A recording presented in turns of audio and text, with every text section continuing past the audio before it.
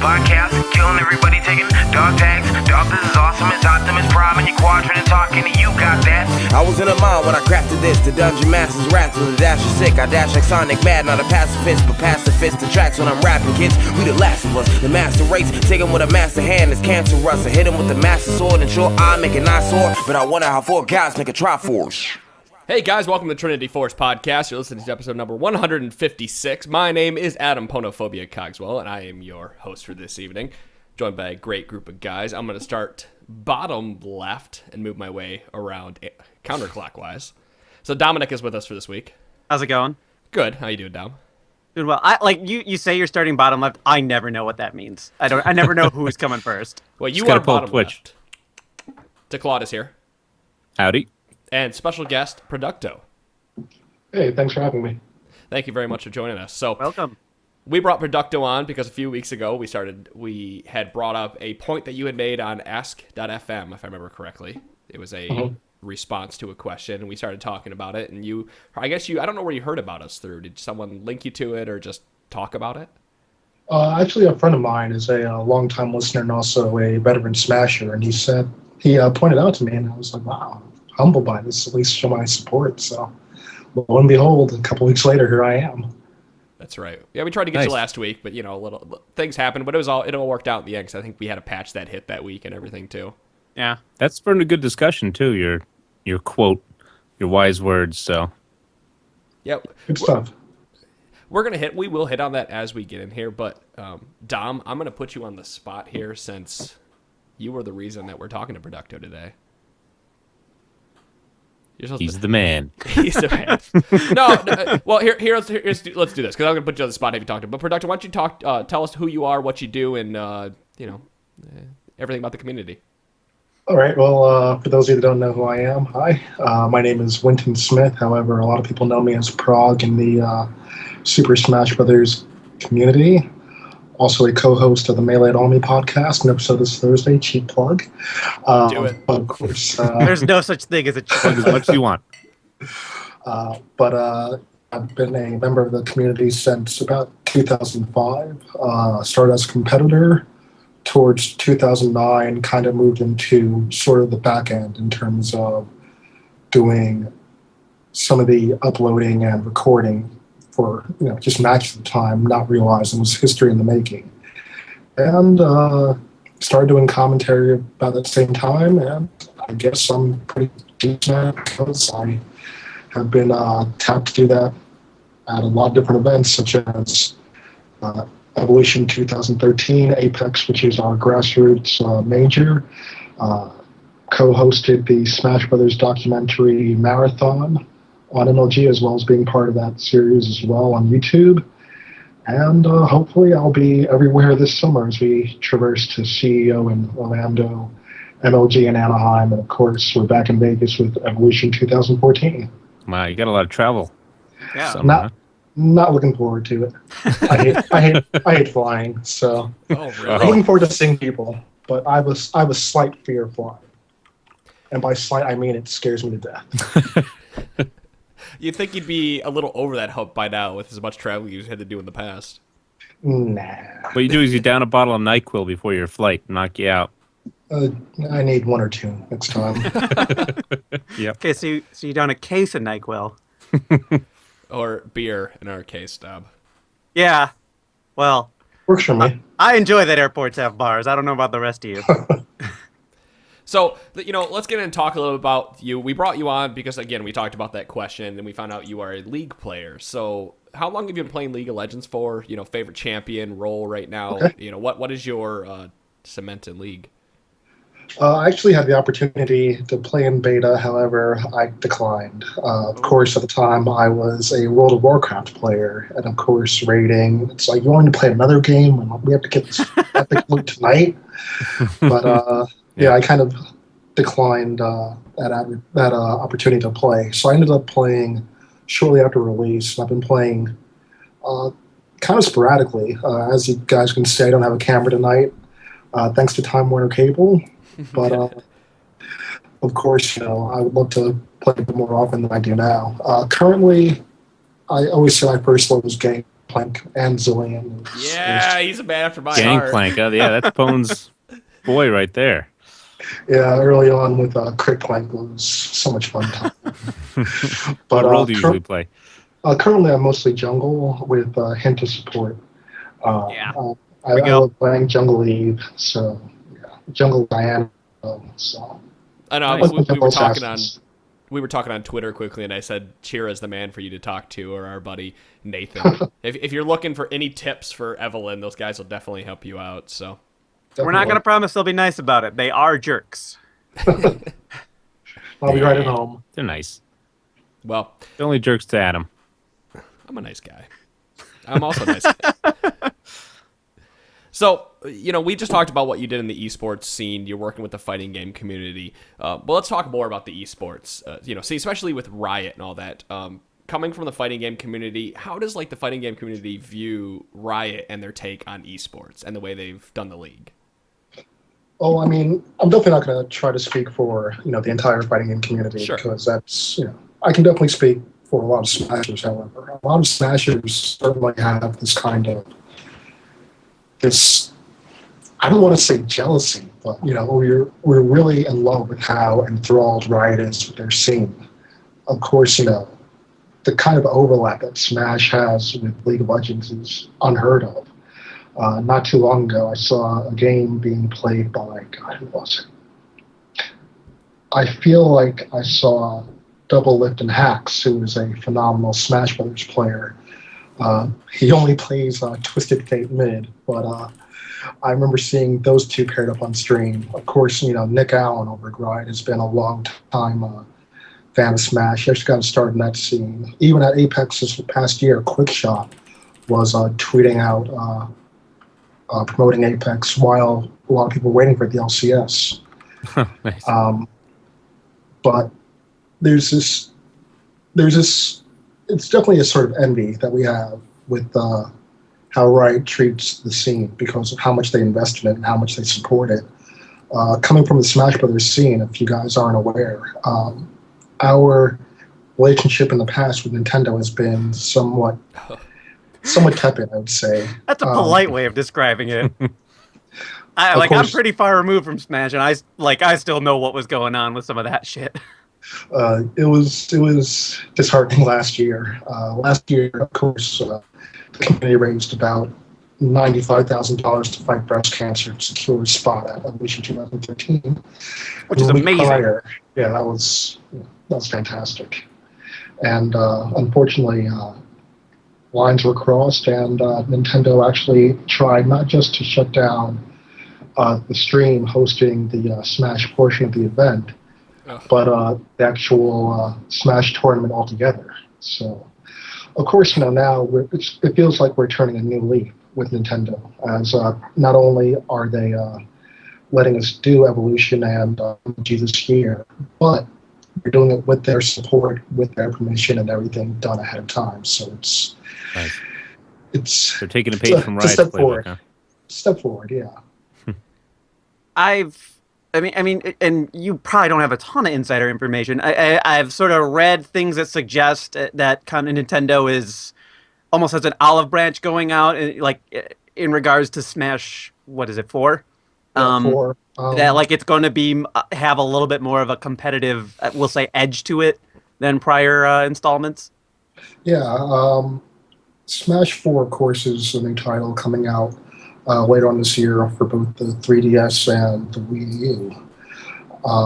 And the prior installment, Brawl, a lot of adjustments were made.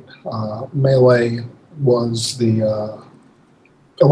in fact, Sakurai himself said Melee kind of had this competitive bend that he didn't foresee, and Brawl kind of was dimmed down a bit in that aspect, just not to dissuade, the casual player, which is the majority of who plays these games anyway. Yeah, Right. I mean, same applies to League there. Of course. But yeah, with Smash 4 on the horizon, we don't know, what Nintendo has in store. However, any sort of dialogue between the community and Nintendo is a huge step from what we've seen in the past. Does it leave you optimistic about their kind of willingness to invest in the competitive scene going forward, or are you just sort of taking whatever you can get from them, but still, like, in your mind, you're on your own, doing your own thing? I think it's kind of the latter. You know, the community has been around now for 12 years, and we've done it all basically, you know, just by the effort and the love and the just what individuals do. And we've done it with sponsors, without sponsors, and, you know, Nintendo's involvement now certainly is great, but we're not sure what will come of it. And either way, you know, this is how we've operated for so long. We're used to it. We're pretty good at it now. Yeah, I would hope so. It's to me, it's really commendable because I wasn't really involved in esports prior to League of Legends, and so I'm really just used to Riot, the Riot treatment that this game gets and everything. And so for me to look at other communities and see them just struggle due to not having support from the game developer, it leaves me strange. Yeah, it just baffles me because it's like, well, we have one company that's doing it. It's got to be successful, otherwise they wouldn't keep pumping money into it the way that they do.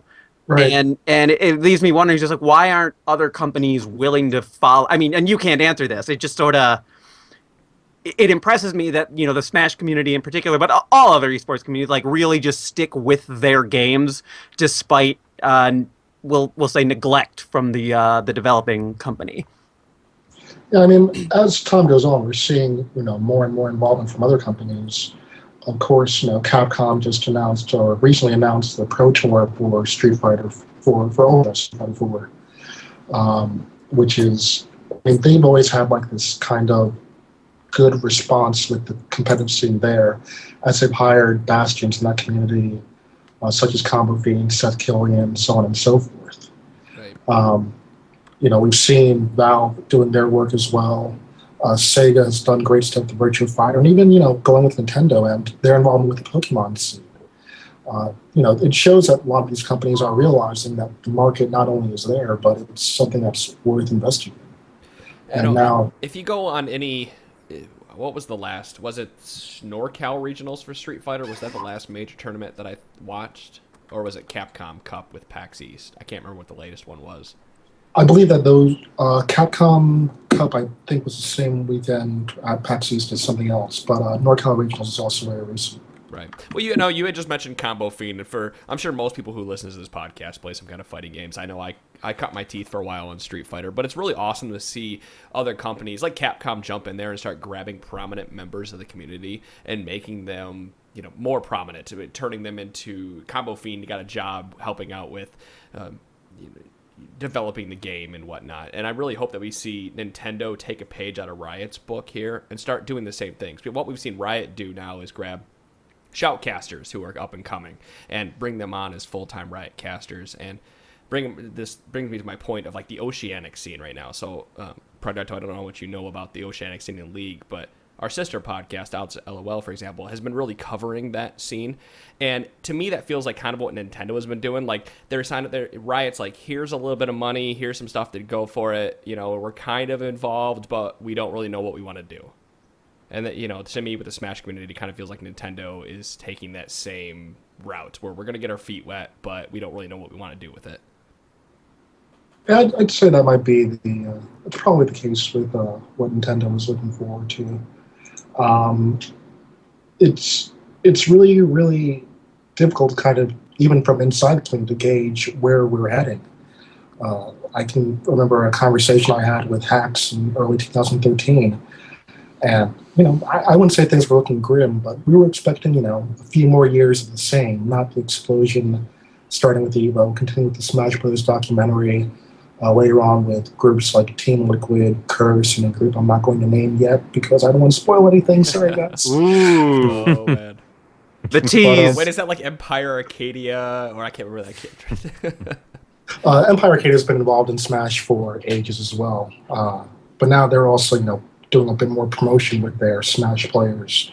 But there's another group I'm not going to mention. But Okay. Hint, maybe later on this week. But either way,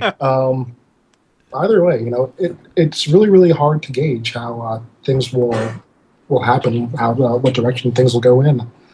I know the the Smash community, really isn't monolithic because there's a 64 subsect, the melee group, the Brawl community, and of course, the new Progducto group as well.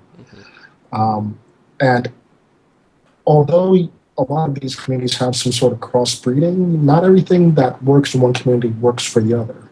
The biggest case of that in recent memory was MLG, which unfortunately wasn't able to bring Brawl along for the ride with Anaheim. So it's difficult. You don't know what's going to happen. And I think Nintendo certainly has good reason kind of to stay tentative to see how things are going, especially as, this is their first big step into something major. So, this committee's been operating on its own for so many years. We're really happy like that. We're not Sure. having our toes stepped on or anything like that. But at the same time, we're looking forward to and wondering what's coming of all of this. I mean, that I don't know. To me, that seems like it's got to be a really exciting time right now between this newfound support. You got events coming back up. You made it back into MLG, and then the next game coming out. It just sort of seems like it's a really, really good time to be a Smash person, like a Smasher. And then now is a really good time for people who've always been outside, but whether or not they were interested, it's like a really good time to start getting into it as well. Definitely. We're seeing a new surge of players from all over and just scenes all over the world. I know one of the things that we were thinking about discussing tonight was just how the growth of a scene has occurred. And, this community is old enough to talk about going from VHS to the front page of Twitch TV. Absolutely. That's huge. We're still... That's true. I'm not about it like that. I remember trading old videos on VHS and also on Direct Connect Hub, and it was kind of really, really insular back then. Nowadays, I've had the honor of speaking to 130,000 people at Evolution, and I never would have expected that. 1 year ago, let alone I don't want to say how long it's been. Almost 9 years. Well, I think it's a good point to bring up here, and this goes for a lot of the League of Legends stuff as we I'm going to try to swing this conversation back toward esports and Riot games and how the Smash community can learn and whatnot. But it's a good point here. You said you've been doing this for 9 years, and we had William Cho on a few weeks ago, and he said the same thing. I wasn't an overnight success. I've spent I've had to put my blood, sweat, and tears into this game, and I would say you think it's the same way, right? You've had to put so much of your own personal time into this game to get to where you are today. I always quote one of my idols in the fighting game community, James Chen, who says, I have a 9 to 5 to support my 24/7. I might be at work and I'll be hiding with my phone on Twitter, tweeting out that this event is happening, under the desk, starting discussion and things of that nature. So we're all the same here. In this group. No, that doesn't sound familiar at all. I've never done any of that. Yeah, log on to the League client in the middle of the day just to check a stat on a ruin or something. We're having this discussion. We can't ruin it. But let's talk a little bit more about esports. Our next question here has to deal with the esports scene in Riot. We said before Riot has really taken to this and turned it into esports themselves. But do you think there's anything that the fighting game community, or even just Smash in general, is doing that Riot could learn from? I mean, it's the one thing I feel like makes the fighting games community special is that opportunity to have that kind of interaction. If you go to an event like EVO and you see a player like Justin Wong, you don't feel kind of isolated. You might have an opportunity to play against them. You might have an opportunity not just to speak to them, but get advice from them. And, that's one of the great things about the fighting game community, having that one-on-one situation. That sort of acknowledgement is fantastic. And I think that's also part of just being a console or coming from the arcade and the old school in general. You have that face-to-face interaction. You get to learn from the best in person. And even if not, a lot of these guys are taking their time, like a lot of league streamers do, where they'll give advice or they'll play games with you. Mm-hmm. And I think, all that stuff, that type of interaction is fantastic. And of course, the demographic for League is humongous, so doing that with everyone is kind of unheard of. So I don't think it's a plausible type of thing. But of course, we see a lot of guides being made for various characters, whether they're being written up on sites. Of course, it's, I think more so, it's more about the similarities. And it's, again, about devoted individuals. Of course, all these sites popping up like pro builds, so on and so forth, where you get to track information on your favorite players, what they're using, and things of that nature. I mean, I know personally that's a huge help, and it's kind of the same way with the fighting game community when you have people creating tutorials and spreading knowledge and information that they've discovered and see how it grows. I like the idea. So I've gone to one. I don't want to call it major. It'd be definitely a minor. I went to Seasons Beatings in 2009. Okay. I like the name of that event already. It was awesome. It was really sweet. It was at Momo Square. Ohio, I believe. Say that again? Was it in Ohio? Yeah. Columbus. Yeah. It's right near you, so. Yeah, it was 2 hours away. I went up there, met a friend up there, played. I think I made it to round 2 of the tournament in Street Fighter, and I was, it's a complete scrub, but it was really fun to go there and see Gutex, see Mike Ross. I got to see, Daigo in person and watch him money match people, and I don't feel like the League community, I mean, they have those everyone's a big star, and it's really awesome to see those, but you can't sit down and play a game with Daigo and money match Daigo for $20, You can't sit down in a 1v1 tournament with Crepo. And I'd like to see, it's harder to do with the way League is, but I think it'd be really fun to be able to sit down and play that game with that person that is, this big celebrity. Truthfully, that's one of the things that really, I hesitate to say frustrates me, but it's one of the things I don't like about League. I feel like there's a total lack of local scenes. And maybe it's just where I am. I'm sure it's way, way different if you're in LA, because that's where all the professional games are in North America.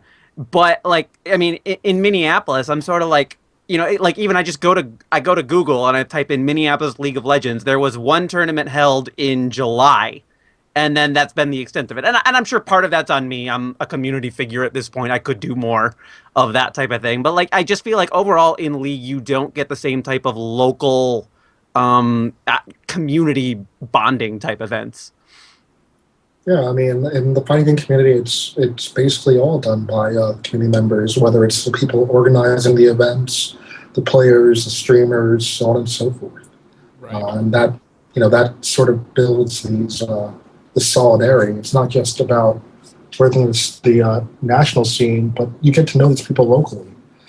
I know that even still, I was at Juilliard actually last Monday after my plans. And when I missed the podcast last week, sorry. But, there were a bunch of new players there that had invited me out. And, of course, I'm going to take the time and find the opportunity to do what I can to teach them and make them, they've already fallen in love with the game. It's just about furthering that love and inspiring them to keep it going, because that's why these scenes exist. Every time I watch a fighting game major, and even, when I watch the LCS, I'm impressed by the level of play. But it's about what's being done in that play and what the reaction is.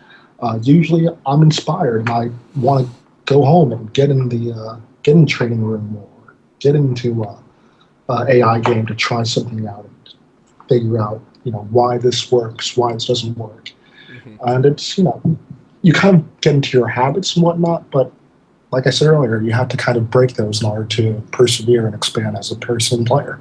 It's great marketing for the company, too, because, like you said, you watch the LCS, like, oh, man, I want to try this out. Or, wow, they're doing so well with that champion. I want to bust them out and try this, see how it works here, And, Nintendo, I guess they're starting to see that with Smash Brothers. Not only does it market the game a little bit, they can use whatever they put into the esports scene to spread the sales. I think the one concern with that from Nintendo's half is saying, if we support, competitive Smash, are we saying this is the one true way to play this game? because, of course, I was talking about Smash being Casual. the Reese's Peanut Butter Cup. There's no wrong way to play it. And it's, while, there's plenty of different ways to play it, the competitive scene kind of often forgets that. And they don't revert back to it, or they don't even consider that a true way to play the game. So, right. Everyone's just trying to strive. Right. If you're Nintendo, you're co-signing that is kind of scary, because you're saying it's difficult precedent to set. I think you make a good point there, and that's kind of going back to the original comment that we were talking about, where people, innovation is great in the game, and that's like with League. That's where we saw Support Annie come from, for example, like the most recent, where somebody saw a kit, learned how to use it, and turned it into took this character out of her main role and brought her into something that she wasn't what she was designed for. And I really I like innovation in League, and I want to see more people trying to innovate, but I'm not sure if it's the way that the game is designed, that it's hard to innovate. Like we talked about Saporic for a long time, or Sejuani and stuff, but it's hard to bring those in because you're playing with 5 people rather than playing by yourself in a 1-on-1. Right. Well, I think regarding League specifically, I think part of the problem is that when the game was designed, it didn't have the foundation that it has now in terms of like sort of the way to play the game. And you are correct in criticizing that, the solo duo jungle is the way. I mean, that's the way the game is played now, and that wasn't the case in beta or season 1. Not at all. But so all of those champions that came out from, beta through, basically the end of season 1, tail end of season 1. I mean, they were not developed with the solo meta. duo jungle meta in mind. But like that's just the way. That's no longer the meta. That's the way the game is played, and we do lose those sort of innovative qualities. We're kind of breaking away from it now at the pro level with the buddy system and everything. But even after that, they still shift back to the norm. And Riot's like slowly but surely just endorsing that and rolling with that as the way the game is at this point. And yeah, I guess going back to the whole Nintendo would be like hesitant to endorse that. I guess I can understand that as a developer, like that as a concern. And even as a competitive player, it's common that things change over time. We see all these patches coming out, and characters fall in favor and they fall out of favor. Mm-hmm. What I really like, Dom laughed when I said innovation because we talk about it, and I'm one of those. I like it, but at the same time, I really like the meta and the characters that are stuck to it. Well, I laugh because you like talking about it outside of the game, and you hate practicing it when we're actually playing. Fair enough. You like flavor of the month. Once somebody does figure something out, you're like, ooh, and then you grab them. And you know what's funny? I was just telling Chira that the other day. Train. I said I'm gonna start juggling Zhao for solo queue because it's free Elo. I'm surprised you haven't started already. I did this weekend, but I mean, like, and Declawd is almost the exact opposite of you. Declawd is willing to play a meta champion because there are all of these non-meta champions that he thinks deserve love, and that can be. I mean, it's a similarly frustrating. Me a little bit, but I have more fun that way. It's a similarly frustrating player to run into, but it makes for entertaining games with the two of you. Well, I was going to bring this in for Progducto, since there's how many characters there in Melee right now? Putting me on the spot, I don't remember off the top of my head. I mean, just give me a rough. I'd say there's 115 characters in League, and I think there's like 120. I don't know. I think it's 117. Yeah, they're like, what are they, 40, 30 characters roughly?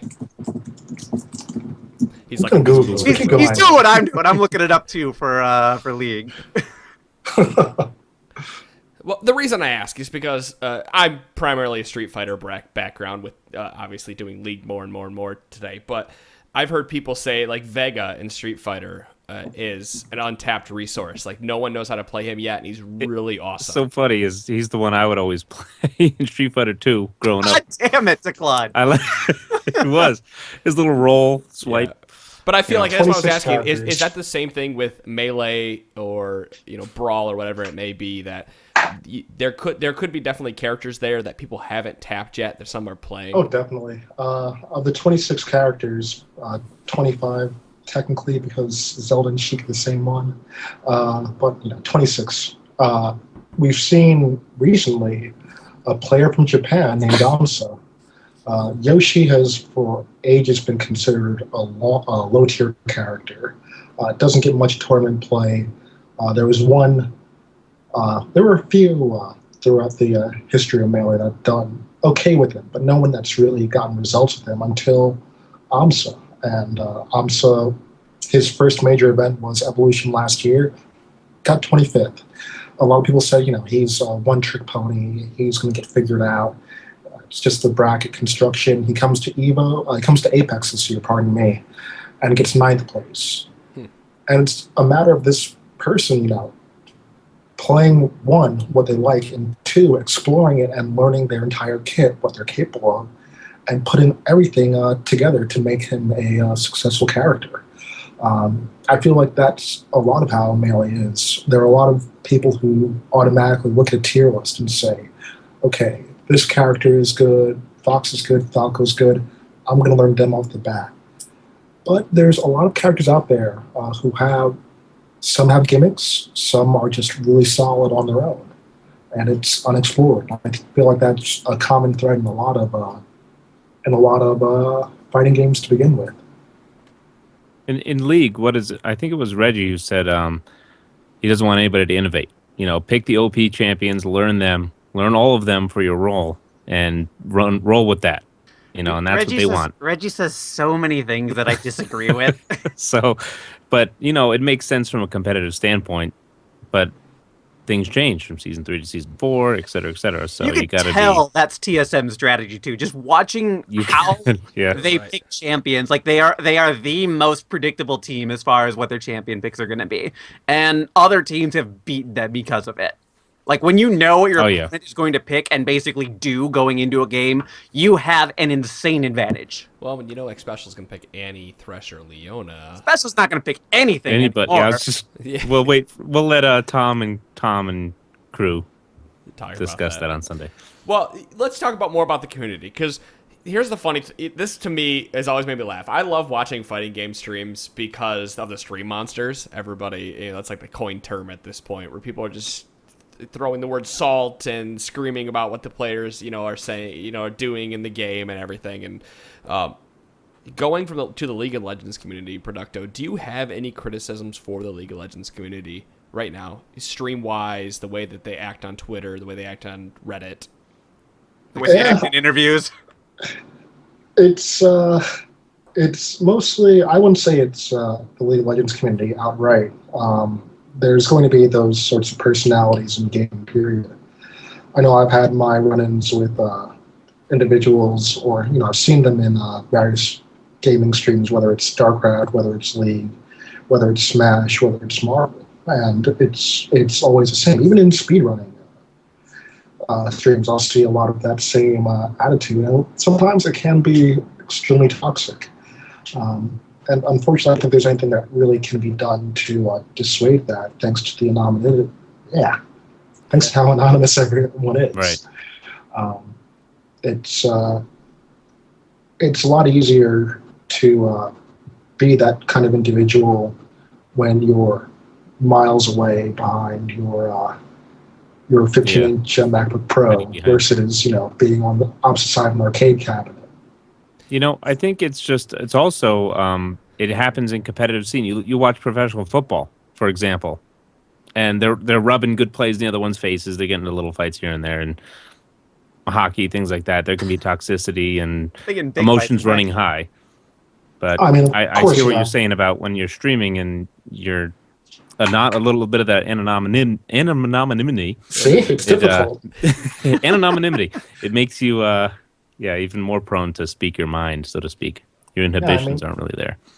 And even still, when it's not there, we've seen in actual sports. How often do we hear about a fight taking place due to fans? There was, I believe, last year there was a murder, I believe, after a game between, I think, the Dodgers and the Giants, if I recall. Wow. Fans, yeah. Yeah, I don't ever want to be in New York or Boston when the opponent team wins. Now, or Philly. Progducto, have you been to Chicago? All right. Now, have you been to R Kappa on Reddit? Yes, I am. I mean, of course you have. Who hasn't? Who in the fighting game community hasn't been to there? R Kappa is a place where people can go and be stream monsters and just throw and make up nicknames for people. You know, Saltford for Sanford Kelly, etc. That's where it all comes from, and it's hilarious. But now, with the League community, we see that Reddit has become such a huge staple for the League community. And I do believe that there is a place for a Team Liquid style forum, or, you know, a place that people are restricted by rules that allow them to generate good content. Now, I don't know, does the Smash community have any type of that, or is it driven by Reddit at this point? Of course, we've been on Smash boards for years now, but it's just an interesting way how the scene has grown. We still have Smash boards, of course. The Reddit Smash Brothers subreddit has grown extremely quickly. I think we just hit 50K when last year it was a couple of thousand. Wow, it's pretty big growth. It's pretty big, yeah. And then, of course, Facebook now, with the locality of each individual scene, is becoming major. And even now, we're seeing a lot of scenes are making their own Twitter accounts, and even Team Liquid now, since the signing of Ken and KDJ, they've started a small Smash subforum as well. So. I was curious. I wasn't sure how it was set up. I think it was just the way League grew that Reddit happened to be exploding at the same time. People found the place that they could talk about the game, and have their voice heard, because there was no big websites out there that were taking care of it, like the Fighting Game. I mean, I think that's just it as far as those types of things go. Every communities are going to figure out places to congregate and ways to stay in touch with one another, and League's League's popularity, both as a video game as an esport, just coincided with the rise of Reddit, and that became the place for League discussion. Yeah, it's of course, if this is a site that you visit daily, it's easier to keep in touch that way. Right. I know a lot of people who do content creation for League. A good friend of mine, Matt Demers. We talk extremely often. He posts his stuff on Reddit to see what the feedback is, because it has become that kind of central hub. Meanwhile, Smash, we're kind of spread out. Not everyone has a Facebook account. Not everyone's on Reddit. Even now, not everyone goes to Smash boards. It's difficult with that sort of splintering. Now everyone comes together. Now, does websites like Event Hubs or Shuriken have Smash boards? I believe SRK does. I don't think Event Hubs does. Okay. Because I know Shuriken right now is the big, I guess you can call them the quote-unquote Team Liquid of fighting games, as they are the biggest hub to get your fighting game news. Definitely. I would say so, yeah. Yeah. So, I just like to see, I think that's one way to help the community, is just having, you can never have a centralized location, but having the biggest location with people that are taking care of the community and making sure that you don't get those people in there that are, screaming, Riot, please, or Nintendo, please, like that. Those are not constructive comments, and it definitely helps the community to have those people out there that are willing to put their time in to make the community better. Even still, it's extremely difficult to manage because, like we said before, with Smash, you have a lot of people on the subreddit who really don't be there when we're promoting the competitive scene. However, when it's news for Smash 4, and on the opposite end of the spectrum, there's a new reveal for Smash 4. A lot of competitive players are like, okay, this isn't my concern. Why is this here? And it's hard striking that balance. Absolutely. So let's move this conversation a little bit more. We're going back. I've mentioned this 3 or 4 times about the quote we brought up on it. Go ahead, Tom.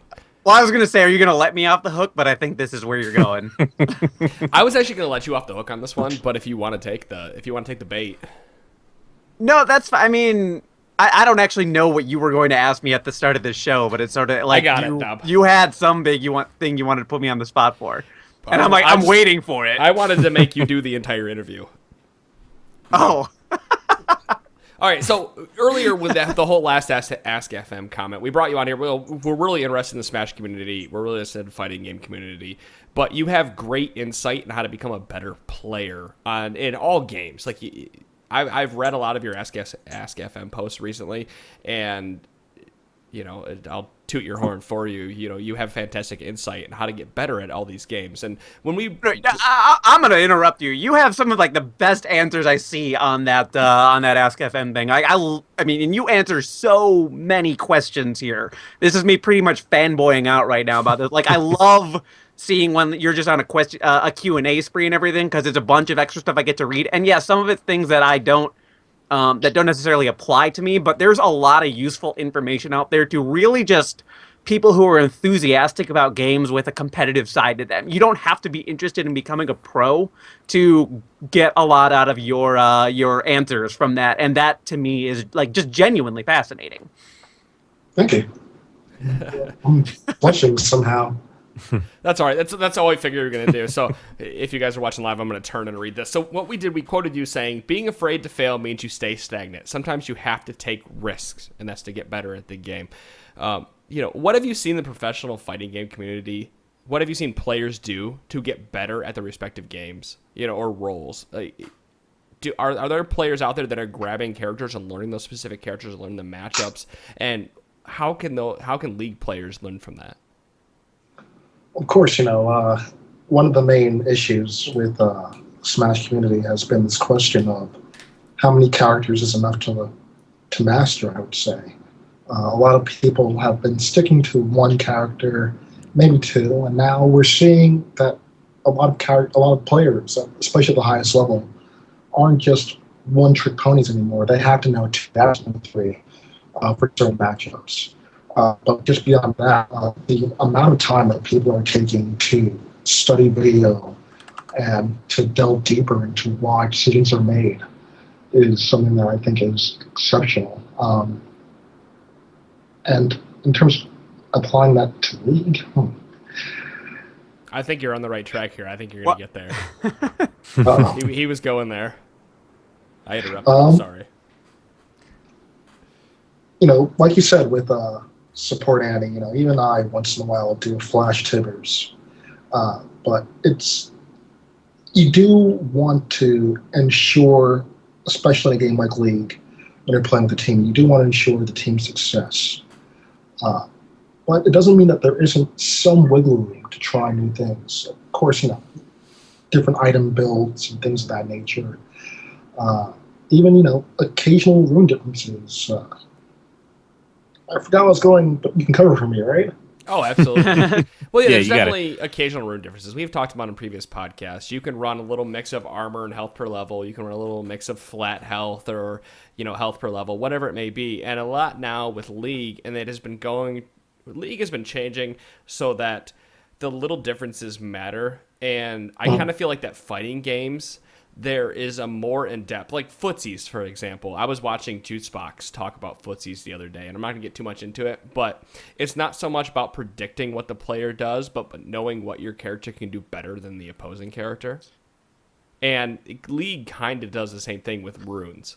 Well, I think that's a really good, just overall, I think that's a really good point because, in fighting games, you play, you main your one or two characters because you literally need to know how you if you're a competitor, you literally need to know how you stack up against every single opponent, what that person can do, and sort of how you are going to deal with your character's inefficiencies in compared to the and strengths for that matter. League has a comically large roster. There's no other way to put it. League has a comically large roster, and while some champions are certainly stronger than others within a certain meta, there are strats that literally just pull out a total cheeseball champion, and they work because of, as we've described in the past, because of the shock value. And it's two very different venues there and everything, but you need to be able to just adapt and to adjust to the unexpected. Yeah, yeah. For example, I have a room page for Leona with health regen, and I have ones for Leona first favorable or Leona unfavorable. Unfavorable being I need to play more defensive on her, or I'm probably going to get poked to hell because they have a Karma and a Caitlyn or something.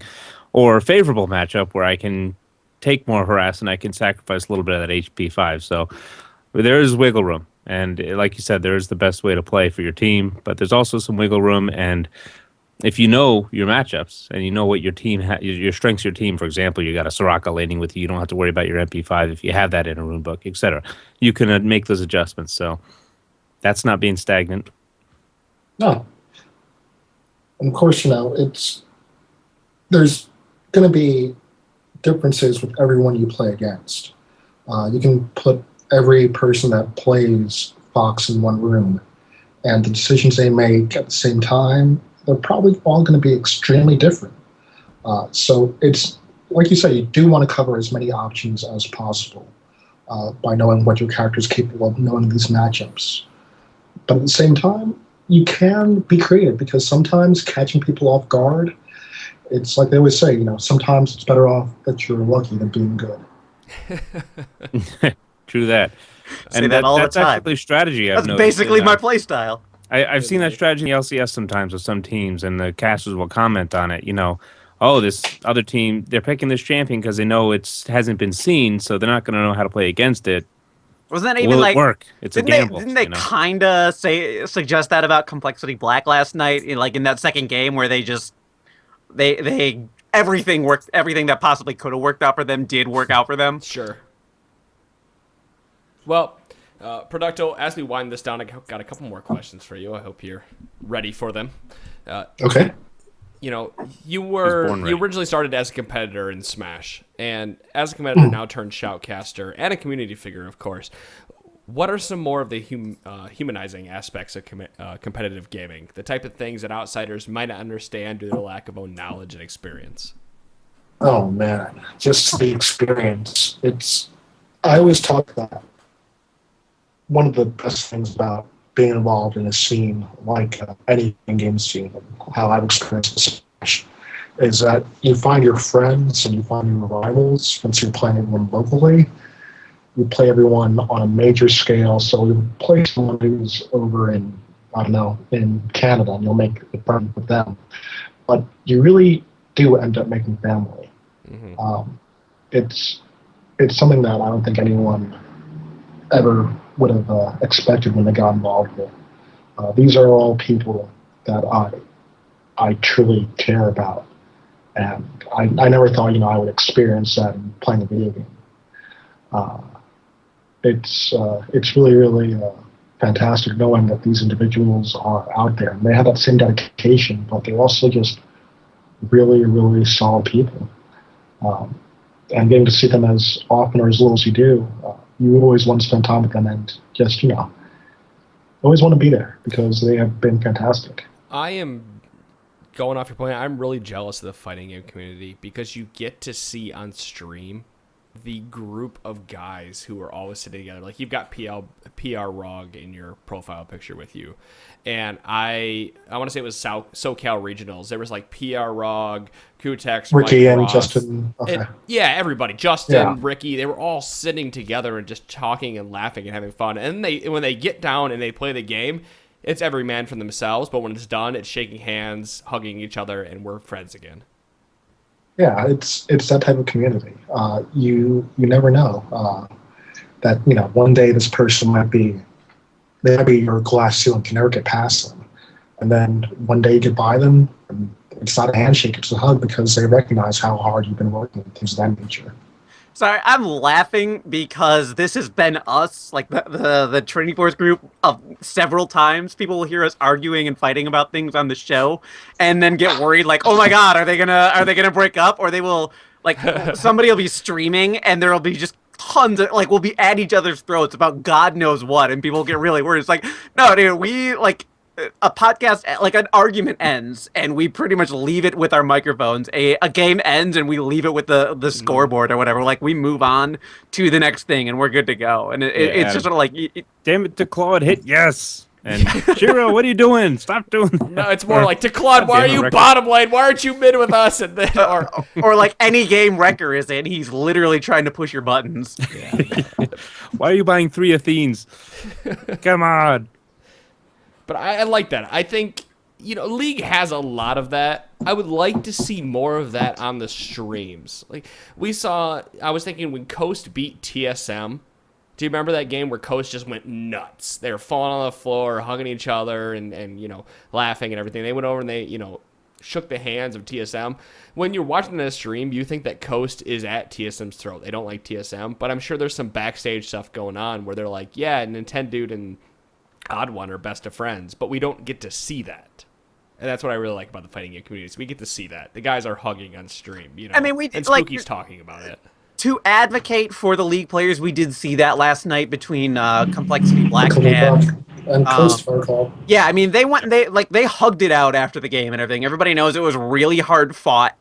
I think they both went into that, and neither of them wanted to lose, but neither wanted the other team to lose either. Like, it was kind of a shitty situation for both of them because they both felt like they belonged and wanted wanted that team to be in there so they could compete all season.